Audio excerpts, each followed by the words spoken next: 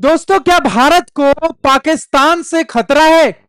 यह सवाल आज हर एक भारतीय के मन में होगा, क्योंकि पाकिस्तान ने कुछ ऐसी चाल ही चली है। दोस्तों, सारे भारतीय के मन में यह सवाल जरूर आ रहा होगा कि जो पाकिस्तान और तुर्की, सऊदी अरेबिया, ये तीनों साथ आए हैं, तो इससे क्या भारत को घाटा होगा? क्या भारत को इससे नुकसान होने वाला है इकोनॉमिक तौर पर? या फिर यहां पे क्या पाकिस्तान कुछ मिलिट्री अटैक कर सकता है क्या भारत के ऊपर? यह सवाल हर एक के मन में होगा। दोस्तों, आज आपके लिए एक ऐसी रिपोर्ट लेकर आया हूं जिसके बाद आपको पूरी तरीके से स्पष्ट हो जाएगा कि क्या यहां पे भारत को खतरा है क्या पाकिस्तान से, या फिर जो ये साथ आए हैं ये तीन कंट्रीज, इससे खतरा है क्या भारत को। दोस्तों, मेरा नाम है आयुष और स्वागत करता हूं आप सभी का महेशन एकेडमी के इस शानदार प्लेटफॉर्म पे। दोस्तों, वीडियो को लाइक और चैनल को सब्सक्राइब जरूर कर लेना, और साथ में बेल का आइकन आ रहा होगा उसको भी जरूर दबाना। दोस्तों, ज्वाइन का बटन भी आ रहा है, ब्लू कलर का ज्वाइन बटन, उसको भी आप जरूर दबाइएगा। और दोस्तों, जितने भी भारतीय हैं, जितने भी भारत के लोगों से आप जुड़े हैं, उन सब में इस वीडियो को शेयर करिए। हर एक ग्रुप में इस वीडियो को दबा के शेयर कीजिए। दोस्तों, टॉपिक पर वापस आता हूं। यहां पर देखिए, भारत को पाकिस्तान से खतरा है क्या? ये सवाल जो है, इस सवाल का मैं अंत कर दूंगा आज के वीडियो में। पूरी तरीके से आपको स्पष्ट करा दूंगा कि यहां पे क्या किस तरीके से खतरा है और भारत ने क्या रणनीति बनाई है पाकिस्तान को लेकर के। यहां पे देखिए, सऊदी का पैसा और तुर्की का हथियार। सऊदी के पास खूब पैसा है, बहुत बेशुमार पैसा है उसके पास। डिफेंस जो उसकी इसके पास डिफेंस तो है नहीं, लेकिन उसके पास भरपूर पैसा है दोस्तों, क्योंकि उसने सारा पैसा ऑयल से कमाया हुआ है। जगह जगह एक्सपोर्ट करता है, भारत को भी एक्सपोर्ट करता है सऊदी, यूएई भी करता है भारत को एक्सपोर्ट, और कुवैत भी करता है। तो यहां पे सऊदी भी एक प्रोमिनेंट पार्टनर है ऑयल के मामले में, बहुत ऑयल एक्सपोर्ट करता है। तो इसके पास बेहिसाब पैसा है। यहां पे टूरिज्म भी बहुत ज्यादा है, तो इसके पास बहुत सारा ढेर सारा पैसा। और तुर्की की डिफेंस टेक्नोलॉजी, तुर्की के ड्रोन, फाइटर जेट, ये सारे मशहूर हैं पूरे वर्ल्ड में। और तुर्की अब इस मामले में, डिफेंस के मामले में कैसे आगे बढ़ रहा है, ये सारे लोग समझते हैं। अब लोग जान रहे हैं इन चीजों को। और यहां पे पाकिस्तान का क्या है? पाकिस्तान के पास वैसे तो भिखारी देश है, लेकिन गलती से न्यूक्लियर वेपन उसके हाथ लग गया। वो दोस्तों भारत की ही गलती थी। उस टाइम पर हमने जो है वहां पे एक छोटी सी गलती कर दी थी, जिसकी वजह से यहां पे ये अभी तक वो गलतियां हम भुगत रहे हैं आज तक, जिसकी वजह से ये आंखें दिखाता है पाकिस्तान हमें। वो गलतियां जो है, आप एक बार कमेंट में जरूर बताना, आपको पता ही होगा वो क्या गलती की थी हमने, जिसकी वजह से न्यूक्लियर स्टेट आज पाकिस्तान बन चुका है। देखिए, अब ये तीनों जब साथ आते हैं तो लोग कह रहे हैं कि बहुत शक्तिशाली ये बन चुके हैं, और अब जो है भारत को इससे डरना चाहिए। दोस्तों, क्या सच में भारत को इन तीनों से डरना चाहिए क्या? आज पूरा पर्दाफाश कर दूंगा, पूरी तरीके से क्लियर हो जाएगा आपको कि ये तीनों मिलकर भी आए तो भारत का मुकाबला नहीं कर सकते हैं, और किस तरीके से सारी कहानी आपको क्लियर करूंगा। दोस्तों, ये डिफेंस डील की गई है, इसका मतलब क्या है? तो मक्का डिफेंस डील का मतलब यह है कि यहां पे कोई भी कंट्री जब अटैक करेगी ना, जैसे कोई भी कंट्री ने अटैक किया सऊदी के ऊपर, तो पाकिस्तान आएगा उसका सपोर्ट करने। सुनने में एकदम हंसी वाली बात लग रही है, क्योंकि इसके पहले बहुत बार हो चुका है कि सऊदी पे हुतियों ने अटैक किया था, याद है ना दोस्तों? मैंने ही बताया था वो सारी चीजें, लेकिन पाकिस्तान अपने बिल में छुप गया था, वो निकल नहीं रहा था बिल से। और इसके पहले भी सऊदी के साथ उसकी डिफेंस डील 2025 में हो चुकी है। 2025 में इसने डिफेंस डील की थी, और उसकी धज्जियां किस तरीके से उड़ी वो हम सब ने देखा है। अंदर तो ये बेइज्जती कराते रहता है पाकिस्तान, अब बाहर भी इसकी बेहिसाब बेइज्जती चल रही है। देखिए, Makkah defence pact between Pakistan, Saudi Arabia and Turkey raises concern for India. ये वेस्टर्न मीडिया लिख रहा है, ये बात इंडियन मीडिया नहीं लिख रही है, ये वेस्टर्न मीडिया लिख रही है कि यहां पे भारत के लिए बहुत बड़ा खतरा है। आज इसका पर्दाफाश पूरी तरीके से मैं कर दूंगा। ये मक्का डिफेंस डील है आपकी, ठीक है? कोई भी अगर कंट्री अटैक करेगी तो उसके ऊपर जो है पाकिस्तान आएगा जो, और तुर्की आएगा, और दोनों साथ मिलकर, तीनों साथ मिलकर और अटैक करेंगे उस कंट्री पर जिसने अटैक किया है। सीधी बात यह है। अब जो है आपने ये समझ लिया कि चलो मक्का डिफेंस डील है क्या। अब ये तीनों जो है वो साथ आ गए हैं, और तीनों जो है एक तरीके से हमारे दुश्मन ही है ना? सऊदी के साथ उतनी कोई बड़ी दुश्मनी है नहीं हमारे पास, लेकिन ये दोनों जो है ना, वो जो है बड़े सांप हैं, बहुत बड़े सांप हैं, सपोले हैं ये, है ना? कब जहर फेंकेंगे इसका पता नहीं चलेगा, है ना? कभी कुछ और बात बोलेंगे और कभी कुछ और बात। ये टर्की की बात करूं मैं, तो टर्की ने यहां पर ऑपरेशन सिंदूर में विरोध किया था भारत का, है ना? और इससे पहले बहुत बार विरोध किया हुआ है टर्की ने। तो ये हम जानते हैं कि ये किस तरीके का सांप है, और ये हमेशा जो है पाकिस्तान को सपोर्ट करता है, और ये हमेशा क्या कहता है कि ये हमेशा जो है फंडिंग करता है, टेररिस्ट की फंडिंग करेगा, और कहता है कि पाकिस्तान के लिए हम हमेशा खड़े हैं जी, क्योंकि पाकिस्तान इस्लामिक कंट्री है, तो हम जो है पूरे तरीके से पाकिस्तान का साथ देंगे, चाहे वो टेररिस्ट फंडिंग करे, चाहे वो टेररिस्ट भेजे, कहीं भी कुछ भी करे, लेकिन हम पूरी तरीके से पाकिस्तान का साथ देंगे। तो यहां पे इन दोनों पे भरोसा नहीं किया जा सकता, लेकिन सऊदी के साथ हमारे ठीक ठाक रिलेशंस हैं अभी भी और आगे भी रहेंगे, क्योंकि भारत उस तरीके से सऊदी को नहीं देखता जिस तरीके से टर्की और पाकिस्तान को देखता है दोस्तों। अब देखो ये दोनों को अगर मैप में तीनों को दिखाया जाए तो ये तीनों जो है, सऊदी यहां पे है, ये रहा पाकिस्तान, है ना, कुत्ते वाला देश, और ये जो है ये तुर्की है।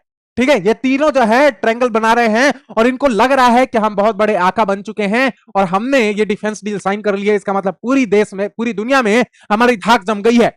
लेकिन दोस्तों ऐसा कुछ भी नहीं हुआ है, रियलिटी आपको बताता हूं। अब देखिए ये सारी चीजें मैंने आपको बता दी, सऊदी अरब के पास बहुत सारा रिसोर्स है, फंड है दोस्तों। एक और बात बता दूं, सऊदी के पास न्यूक्लियर भी आएगा, बहुत जल्द आएगा सऊदी के पास न्यूक्लियर। और किससे डील साइन की है? तो साइन की है यूएसए के साथ।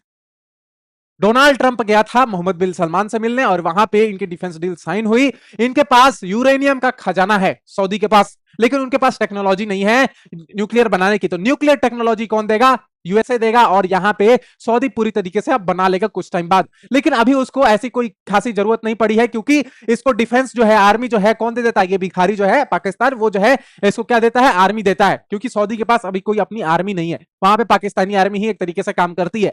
कुछ डॉलर मिल जाते हैं इनको, डॉलर के नाम पे तो ये इनके लार टपकने लग जाते हैं और ये चले जाते हैं सऊदी में काम करने के लिए। देखिए, और पाकिस्तान के पास न्यूक्लियर हथियार है, गलती से आ गया। यहां पर देखिए तुर्की के पास मिलिट्री इंफ्रास्ट्रक्चर अच्छा खासा है, डिफेंस जो है अच्छा खासा है। तो यहां पे ये तीनों जब साथ आए हैं तो वेस्टर्न मीडिया में बात फैली है कि यहां पे कुछ कुछ बड़ा होगा, कुछ बड़ा करेंगे ये तीनों मिलकर के। देखने वाली बात है कि किस तरीके से यहां पे भारत के ऊपर खतरा है। अब दोस्तों मैंने पिछले वीडियो में आपको, ये वीडियो जब मैंने बताई थी, पीओके लेने की तैयारी में है पीएम मोदी, यहां पे पूरी तरीके से मैंने साफ कर दिया था कि पीओके के ऊपर किस तरीके से अब खतरा मंडरा रहा है इनका। और जैसे ही ये बात पता चली आसिम मुनीर को, वो फौरन भागा, डिफेंस डील साइन की कि भाई मैं डर गया हूं, अब यहां पे भारत किसी भी तरीके से अटैक कर देगा। लेकिन दोस्तों आपको एक और बात बता दूं कि यहां पे भारत अब अकेला नहीं है, पीओके के मामले में भारत अब अकेला नहीं है। इनडायरेक्टली, डायरेक्टली नहीं, इनडायरेक्टली यहां पे सपोर्ट दिखा रहे हैं व्लादिमीर पुतिन, रशिया जो है सपोर्ट दिखा रहा है। और किस तरीके से सपोर्ट दिखा रहा है? तो ये बात कह दी है कि रेलवे जो है हम मॉस्को से कनेक्ट करेंगे दिल्ली की तरफ।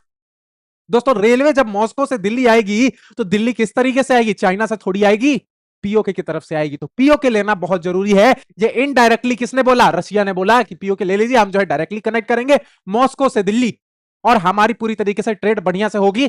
और लेकिन जैसे ही ये बात पता चली आसिम मुनीर को, है ना, वो फौरन भागा और फौरन डिफेंस डील साइन की, क्योंकि वो डर गया कि यहां पे हमारे ऊपर अटैक हो जाएगा। तो हमारे ऊपर अटैक हो जाएगा तो कोई तो होने वाला चाहिए बचाने वाला, है ना। इधर बलोची जो है मार रहे हैं इनको, बलोच मार रहे हैं, उधर से खैबर पख्तूनवा में उनको जाने की हिम्मत नहीं है, चाइना उनका साथ अभी दे नहीं रहा है। तो यहां पे कोई तो होना चाहिए, कोई तो बड़ा आदमी हो जाए। तो यहां पे क्या कह रहे हैं कि चलो सऊदी के पास जाके कर लेते हैं भाई डिफेंस डील साइन, और सऊदी के पास गए और डिफेंस डील साइन की। देखिए ये दोस्तों 12 साल पहले हम रोते फिर रहे थे पाकिस्तान कश्मीर छीनना चाहता है। देखिए 12 साल पहले हम ये रोते थे कि अब जो है कश्मीर छीन जाएगा हमसे, भारत से कश्मीर चला जाएगा। हर भारतीय के मन में ये डर बना रहता था 12 साल पहले। लेकिन अब चीजें कैसे बदली हैं ये देख लो। आज पाकिस्तान रोता फिर रहा है कि अब भारत पीओके छीन लेगा। पीओके हमारा ही है दोस्तों, इनको थोड़ी पता है ना। इन्होंने अवैध कब्जा कर रखा है, अब हमने दे रखी है जमीन, जमीन को वापस लेंगे हम दोस्तों, ये जान लेना, है ना। अगर आपको जमीन वापस चाहिए तो एक बार कमेंट में जय हिंद जरूर लिखना दोस्तों। देखिए ये जो है यहाँ पे पूरी तरीके से प्लानिंग चल रही है, हमारे एनएसए इसमें पूरी तरीके से इन्वॉल्व हैं कि किस तरीके से हमें इनको रिटेलिएट करना है। जो इन्होंने डील बना रखी है उससे दोस्तों भारत को, अगर मैं सीधी बात कहूं तो आपको, भारत को किसी भी तरीके से डरने की जरूरत नहीं है, क्योंकि इन तीनों की अगर आर्मी में मिला देता हूं तो भी भारत की आर्मी से कम होगी। सऊदी के पास अपनी कोई आर्मी नहीं है, और जो पाकिस्तान है उसकी तो आप जानते ही हैं हालत क्या है, कैसे पैंटे उतारी थी 1971 में, वो आपको पता है ना। वो सारी चीजें आपको पता है, तो उस पे जो है जाने की बात ही नहीं है। उन सबको तो हम जानते ही हैं कि किस तरीके के वो हैं। तो यहाँ पे पाकिस्तान का आपको पता है, यहाँ पे तुर्की जो है बहुत बड़ा आका फिरता है, उसको भी एक बार जो है हम देख लेंगे, एक बार जो है हम देख ही लेंगे तुर्की को भी कि उसके अंदर भी कितना मादा है। देखिए दूसरी तरफ क्या और क्या नुकसान जिसकी वजह से ये भागा था आसिम मुनीर, बलूचिस्तान। बलूचिस्तान ने बोला कि यहाँ पे हम सीधी तरीके से 11 अगस्त को अपना इंडिपेंडेंस डे मनाएंगे, और जैसे ही यह बात पता चली आसिम मुनीर को, फौरन भागा कि अब भाई क्या किया जाए, ये तो घुस के हमें मारने लग जाएंगे, है ना। और जो बलूचिस्तान में यहाँ पे ग्वादर पोर्ट है, ये रहा ग्वादर पोर्ट, देखिए ये रहा ग्वादर पोर्ट, और ग्वादर पोर्ट से चाइना के अंदर जो जाता है CPEC, China Pakistan economic corridor, ये भी बन रहा है, लेकिन बलोची बनने नहीं दे रहे हैं। बलोच यहाँ पे बनने नहीं दे रहे हैं कि भाई जैसे ही आते हैं मार के भगा देते हैं। जैसे ही बनाने आते हैं, रोड बनाने आते हैं, मार बम फोड़ देते हैं, मार के भगा देते हैं उनको, है ना। तो यहाँ पे चीनियों को मार के पूरी तरीके से भगा दे रहे हैं बलोच। तो यहाँ पे दिक्कत ये हो रही है कि ये कॉरिडोर बन नहीं पा रहा है, और चाइना जो है चाहता है कि पूरी तरीके से यहाँ पे मैं कॉरिडोर को काम पूरा करूं, ताकि यहाँ पे हो क्या रहा है ना दोस्तों, स्ट्रेट ऑफ मलक्का से जितना जाता है सामान उसका, वहां पे भारत भी पूरी तरीके से निगरानी कर रहा है। तो इस चीनी को डर है कि यहाँ पे किसी कहीं भारत जो है हमारा ट्रेड ना रोक दे, तो हम एक और लाइन यहाँ पे बना रहे हैं, एक और कॉरिडोर यहाँ पे बना ले रहे हैं, ताकि हमारा किसी भी तरीके से जो है ट्रेड ना रुक पाए। तो चाइना का ये स्ट्रेटेजी है ना। और ये देखिए बलूचिस्तान ने तो सीधी बात कह दी, देखो ये सारी चीजें हैं जिसकी वजह से पाकिस्तान गया था डील साइन करने के लिए। समझिए आप इस बात को, ये पूरी कहानी थी जिसकी वजह से यहाँ पे ये गया था और जाके भीख मांग रहा था कि इस डील साइन करवा दो, डील साइन करवा दो। अगर मैं सऊदी के नजरिए से आपको बताऊं ना कि सऊदी क्यों करना चाह रहा है, सऊदी का आपको पता है कि किस तरीके से बम मार रहे थे ईरानी, किस तरीके से बम मार रहे थे ईरानी, ये आपको पता है ना। और सऊदी जो है पूरी तरीके से इस वॉर में अब इन्वॉल्व हो चुका है डायरेक्टली, क्योंकि सऊदी और यूएस ने मिलकर इराक पर अटैक किया था, तो यहाँ पे डायरेक्टली ये इन्वॉल्व हो चुके हैं। कुछ टाइम पहले ही सऊदी और यूएस मिलकर इराक पर अटैक करते हैं, है ना। वहां पे ईरान के कुछ प्रॉक्सीज थे, तो उसके ऊपर जो है अटैक किया जाता है। तो अब जो है सऊदी को बहुत बड़ा डर लग रहा है कि यहाँ पे ईरान जो है हम पे अटैक ना करे, कोई बड़ा अटैक ना कर दे, जिसकी वजह से वो क्या कर रहा है, कह रहा है कि भाई कोई तो मेरे साथ आ जाओ, है ना। तो किसके साथ गया, पाकिस्तान। जा भी किसके साथ रहा है, पाकिस्तान के साथ जा रहा है। उसको पता ही नहीं है कि पाकिस्तान का क्या इतिहास रहा है ना। उसको जहां ज्यादा डॉलर मिलेगा वहीं अपना लाट टपकाते फिरेगा, सीधी बात है दोस्तों। जो ये वाला इलाका स्ट्रेट ऑफ हॉर्मुज, इसको तो ब्लॉक कर ही दिया है, और ये बाबल मंदेब वाला इलाका इसको भी ब्लॉक किया था। हूती यहाँ पे बैठे हुए हैं, तो यहाँ पे इसको ये डर है कि ये जा ही नहीं पा रहे हैं, जैसे ही जा रहे हैं बम फोड़ दे रहे हैं, है ना। जैसे ही ये सऊदी से निकल रहा है कोई भी टैंकर फोड़ दे रहे हैं वो। तो इसको डर ये बना हुआ है कि यहाँ पे मेरी इकोनॉमी पूरी तरीके से ध्वस्त ना हो जाए, इसलिए ये क्या कर रहा है, इस डील का पार्ट बन रहा है। तो पाकिस्तान के नजरिए से आपको समझा दिया पाकिस्तान क्यों डरा हुआ है और सऊदी क्यों डरा हुआ है, फिर इसने डील क्यों साइन की, यह भी आपको पूरी तरीके से क्लियर कर दिया मैंने। अब बात करता हूं टर्की की कि अच्छा इसमें टर्की का क्या रोल है भाई। तो टर्की है दलाल, आप इस बात को समझिए, टर्की है एक दलाल। वो हमेशा जो है जहां पाकिस्तान रहेगा उसकी पूंछ पकड़ के वो जाएगा। ये बात आप समझ लीजिए, चाहे पाकिस्तान जो है कुछ भी करे, भीख ही क्यों ना मांगे, उसके साथ बैठ के कटोरा लेके बैठ जाएगा वो भी। टर्की का यही मामला है, वो कुछ नहीं चाहता है, वो चाहता है बस पाकिस्तान के पीछे जो है बार बार घूमना, भीख मांगना वो चाहता है। तो ये टर्की का ये मामला है दोस्तों। तीनों के नजरिए से मैंने आपको यहां पे समझा दिया कि ये क्यों साइन करने वाले हैं। ये साइन किया है इस्लामिक नेटो या फिर मक्का पैक्ट, जो भी आप बोलो इसको, है ना। तो ये क्यों साइन किया है, क्योंकि इनको अब डोनाल्ड ट्रंप के ऊपर भरोसा नहीं रहा, सऊदी को तो बिल्कुल भी नहीं रहा है अब डोनाल्ड ट्रंप के ऊपर भरोसा, और इधर पाकिस्तान को तो सीधा साइडलाइन कर दिया है यूएस ने। डोनाल्ड ट्रंप अब देखना ही नहीं चाहता आसिम मुनीर को किसी भी तरीके से। पहले वो उसका जो है फेवरेट कमांडर हुआ करता था, फेवरेट आर्मी चीफ हुआ करता था, लेकिन अब जो है मामला बदल चुका है। अब जो है कोई जो है किसी भी तरीके से अब वो आसिम मुनीर को देखना ही नहीं चाहता, पसंद ही नहीं करता कि भाई वो सामने आए, है ना। तो यहाँ पे दिक्कत ये हो गई कि यूएस से अब कुछ मिलना बंद हो गया है, यूएस से डॉलर मिलना बंद हो गया है। तो ये कहां जो है कहां सट रहा है, कहां जा रहा है, सऊदी के पास जा रहा है, जिससे जो थोड़ा पैसा मिल जाए मुझे। समझिएगा इस बात को। अब दोस्तों एक बड़ा सवाल यह आ रहा होगा आपके मन में कि इजराइल के साथ भारत डिफेंस डील क्यों नहीं साइन कर लेता, इजराइल के साथ भारत क्यों नहीं डिफेंस पैक्ट साइन कर लेता, जिससे जो है यहां पे और मजबूत हो जाएगा भारत। दोस्तों आपको एक बात बताता हूं, भारत को किसी के साथ डिफेंस डील साइन करने की जरूरत ही नहीं है, डिफेंस पैक्ट साइन करने की जरूरत ही नहीं है दोस्तों। डिफेंस पैक्ट का मतलब यह है कि यहाँ पे कोई अटैक करेगा भारत के ऊपर तो ये आएंगे कंट्रीज, ठीक है, ये है डिफेंस पैक्ट। लेकिन यहाँ पे भारत को किसी भी तरीके से जरूरत नहीं है, भारत खुद ही में इतना शक्तिशाली है कि वो अकेले ही तीनों को मार भगाएगा। मैंने आपको बताया था अभी कि तीनों की आर्मी मिला दो ना तो भारत की आर्मी से कम है, आप इस बात को समझिए। तो यहाँ पे इसीलिए जो है इजराइल अभी छोटा देश है, भले ही उसके पास मिलिट्री इंफ्रास्ट्रक्चर बहुत एडवांस इक्विपमेंट हो, लेकिन वो एक छोटा देश है।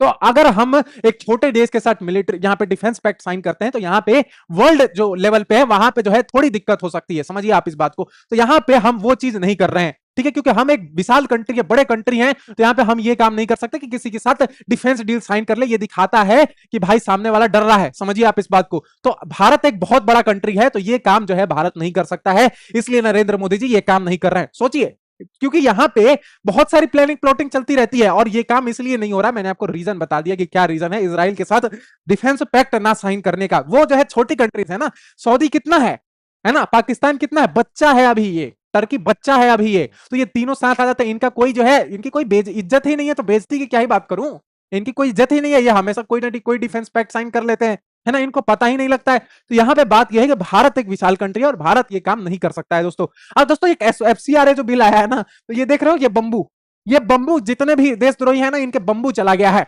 जैसे ही एफसीआर बिल आया है, ये बंबू जो है उन देशद्रोहियों के चला गया है, और बाहर जो बोल रहे हैं ना उनके भी ये गया है बंबू। ठीक है, जितने भी अपोजिशन है, और ये ट्रंप जो है, ट्रंप तो अकेले ही इस पर एकदम थरथराया हुआ है। ट्रंप कांप रहे हैं उसके पैर कि यहां पे जैसे ही एफसीआर आएगा इसकी दाल रोटी बंद हो जाएगी भारत से, पूरी पूरी तरीके से खत्म हो जाएगा ट्रंप। क्योंकि जितना भी आ रहा था ना फंडिंग यूएस से, ज्यादातर किससे आता है? यूएस से ही तो आता है, जर्मनी से आता है, यूएस से आता है। और जर्मनी का कंट्रोल किसके हाथों में है? ट्रंप के हाथों में है दोस्तों। ट्रंप जर्मनी जो है, ज्यादातर बात इंफ्लुएंस किससे होता है? ट्रंप से होता है, यूएस से होता है। ठीक है, आप इन चीजों को समझिए, ये डीप डाइव जियोपॉलिटिक्स है दोस्तों। यहाँ पे अब यहाँ पे ट्रंप की तो दाल नहीं गल रही थी, तो उसने क्या किया? 100% टैरिफ का यहाँ पे बहाना मारा कि भाई कम से कम इससे तो भारतीय डर जाए, लेकिन अब इससे भी नहीं डर रहे हैं।